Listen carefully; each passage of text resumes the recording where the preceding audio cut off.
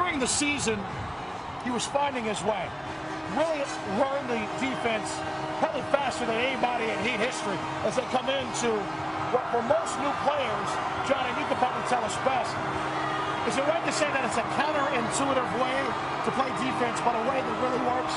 I think he's a real cerebral player, to your point, and I think he was able to pick up that defensive system very quickly as a result of that. He understood the rotations very quickly. He already is an excellent on-the-ball defender, man-to-man defender, but learning the rotations is critical.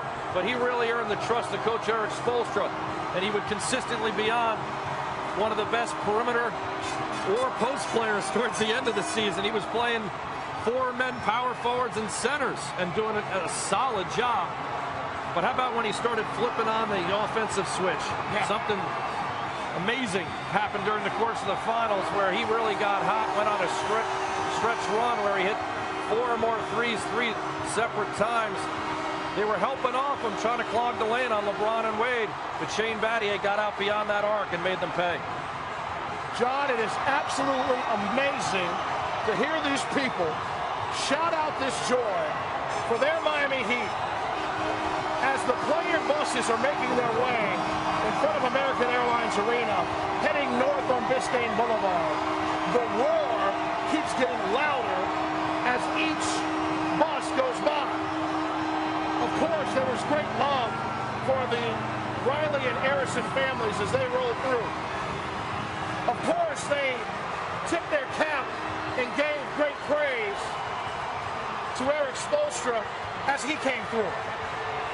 But now, as Bosh, Battier, Miller, Curry, Wade, Howard, Chalmers, Hasler, and of course Jose Pineda all come rolling through. Oh, I love it. He brought his spaghetti pot with him, too. Look at him. He's banging on that thing with authority. The Spanish voice of our Miami Heat, born and bred here in Miami, the Belen High School graduate, the FIU Golden Panther, knows all about how to get down in the streets of Miami with a little bit of Cuban flavor, okay? Oh, the trophy right there, the Larry O'Brien trophy is getting a loud roar right now. I love the way Miami is taking its arms and collectively wrapping them around their latest champions, the 2012 Miami Heat. It is just amazing.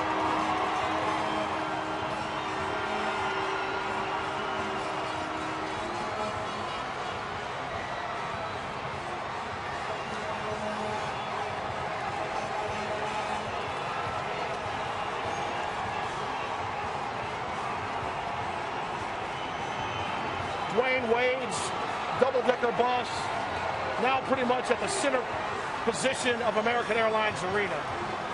Now, because of the congestion of that right turn on 8th Street into American Airlines Arena, the co-captain with the second Larry O'Brien trophy briefly came to a halt right in front of a beautiful collection of Heat fans. And boy, did they let him hear it.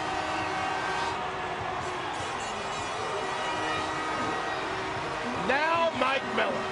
Can we spend a second talking about somebody knowing a moment, taking an opportunity, and being special on one glorious night? I said this to you on Thursday night.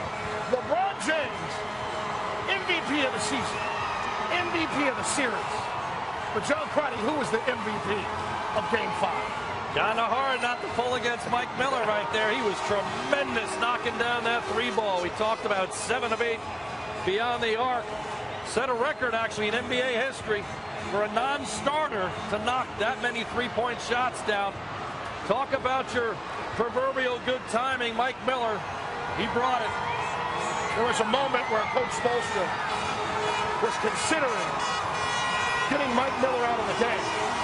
Norris Cole comes to the table, and with a scowl that I have not seen on his face, even in his greatest pain, with the abdomen, with the knee, with the ankle, with the shoulder, with the back, I mean, the look on his face that he gave his head coach was one of, are you kidding me?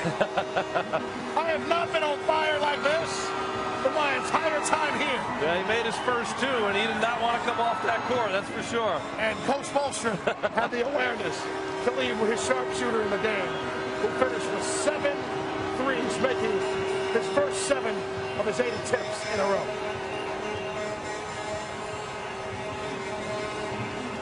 The Golden Oldies getting it done as they roll into the building.